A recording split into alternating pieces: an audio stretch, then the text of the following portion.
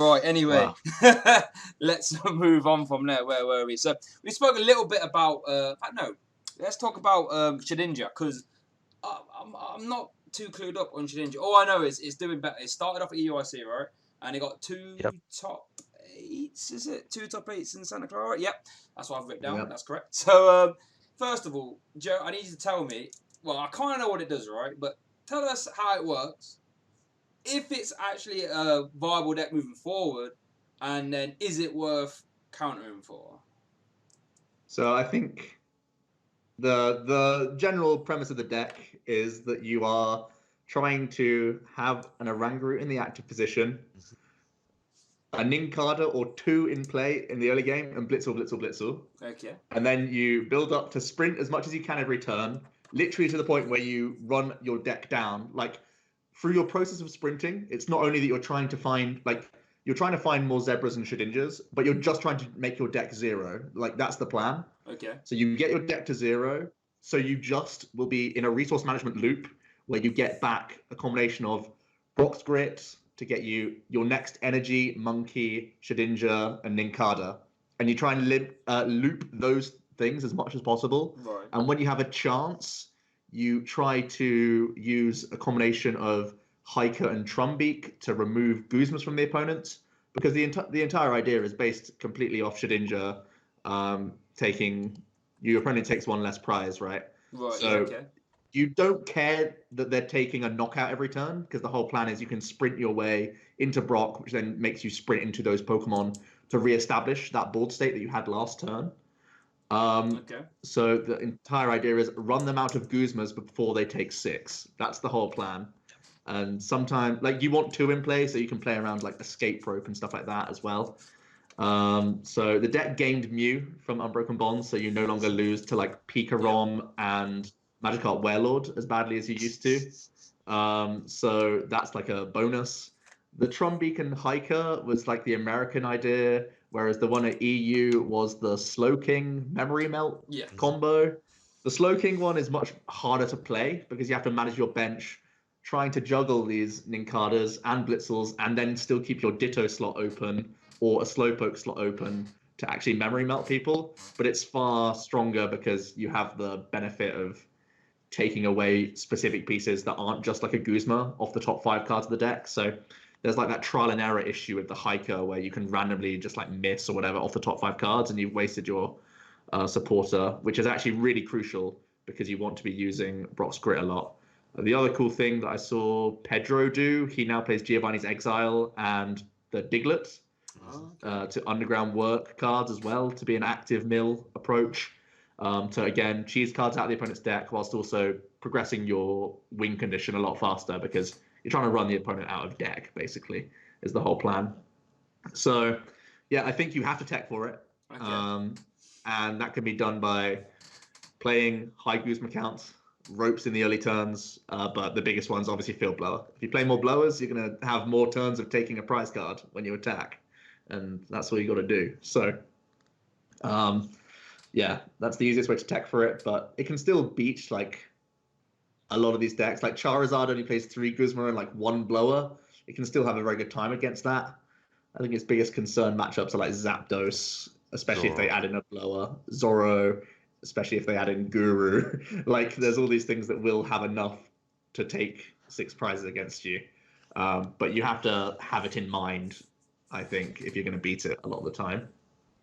Outside of just let loose, lose, and stuff like that. Okay. So, Adam, let's pretend there's a regionals tomorrow. Oh, Coventry regionals. Are you teching or thinking about Shedinja? Oh, definitely. It's a deck that people will play because it's done well, and because people like to play Stall for whatever reason. I also think the decks that you play to beat that are just good against other decks. So you're playing Field Blower, which is just great because power plants become a thing. People are playing choice helmets, wishful batons. There's just so many other things that Field Blower is just good against now that why wouldn't you just play an extra Field Blower account to improve your matchups, to beat Shedinja and then just improve your matchups across the board anyway? So I think that's Shedinja's problem, is that Field Blower became really good and then Shedinja suffers because of that. Yeah. People aren't even playing Field Blower for Shedinja, it just happens to be good against that as well. Yeah. One interesting thing I did see the other day, sorry to interrupt, Yeah, carry on. I noticed the Americans that were playing Hiker are now playing, is it Chip Ice Pick or whatever it is? Yeah. So that you don't have to use an extra support that turn for that, and you can just go, okay, there's nothing now, use this instead. Yeah, I think Which it's is actually amazing. better as well because it means you can do it a lot more turns Yeah. in the game. What is Chip again? Look at top 3, It's the discard top one, isn't three. it? Discard No, one. you reposition one Okay. at the top. And shuffle the rest. Oh, and then you Trombeak. Is that what? Is that, Yeah, okay, yeah. right. Okay. So it's Hiker -2. Minus 2. Yeah. Okay, I see. And you can resource management back in as well, I guess. Right. Okay. Do we think? I mean, we're going to talk about. Well, I might as well lump it all together in one big segment. To be fair. So you've got that kind of stall, and you've got the other kind of stall, which is your more like Lucario, Melmetal, Reggie, Gigas, all that sort of jazz, Hooper, even Vileplume. Which one do we feel is better, Joe? I think Plume's on the radar, and that's the problem with Plume, right? Yeah. It's easily answered if you want to. Yeah. People want to now because they've seen some Vileplumes. So I think the more basic route is the best right now. I think it makes the most sense in my eyes. I would definitely play Lucario Melmetal. It's an amazing attacking presence. Multiple times I've seen stalling players win like best of threes after losing game 1 because they go, oh, I actually have to win quick now. I can take prizes. And that's something the deck's never really had before. So, yeah, I think Lucario is crazy good card. And I probably wouldn't play the Plume because everyone's sort of geared up to play a stage 1 or a Stealthy Hood. Obviously, if you play Plume now, you probably got to play, like, in addition to Faber, maybe just a Field Blower because you can Stevens for it. So, and you can do it whilst also, like, Stevensing for future turns and stuff. So maybe you can still get away with Plume if people are just trying to put Stealthy Hood in and thinking that's enough. But otherwise, I think just the pure basic one's the one I prefer the most. The biggest buff, I think, to the deck is actually, like, although Lucario is a huge one, I think Pokegear is massive because a lot of your loss condition was let loose and you lost because you just had a basic out and died. So vastly increasing your outs to not lose turn 1 is just magnificent for the deck. And that's why you're seeing it come out in like more droves now because there's people who weren't just sort of mugged off along the way to high placings, even though they had ridiculously good matchups all the time. It's because they just lost to a random let loose, and you go home, you go back to your friend and be like, "Yeah, I just lost to Zapdos. How could you lose to Zapdos? Your mill let loose, and I lost." And that happens less now because you have an additional 4 outs. So yeah. Adam, what's your thoughts on the sort of more traditional store, as it were? I like the traditional store now. I mean, obviously we haven't mentioned it yet, but Surge has given the deck an extra boost that. I mean, it just gives you those turns where you can play 2 power supporters at once, and your opponent it just destroys whatever your opponent's tried to set up. Yeah. I mean, that was another problem that Stall had is you could build your hand of supporters, but if your opponent just kept on putting on pressure, there'd be a point where you're like, well, I need to ace the road of this, but I also need to remove these energy. I can't do both at once. But now you can just go, okay, I'll just Surge, ace the roll at this, Primario or Faber, and I've just dealt with both the threats at the same time. So I think that was something that gave it an extra bit of tempo swing that it sometimes needed, especially after your opponent's let loose you down to 4 cards, so you had to then spend time building your hand back up again. Yeah.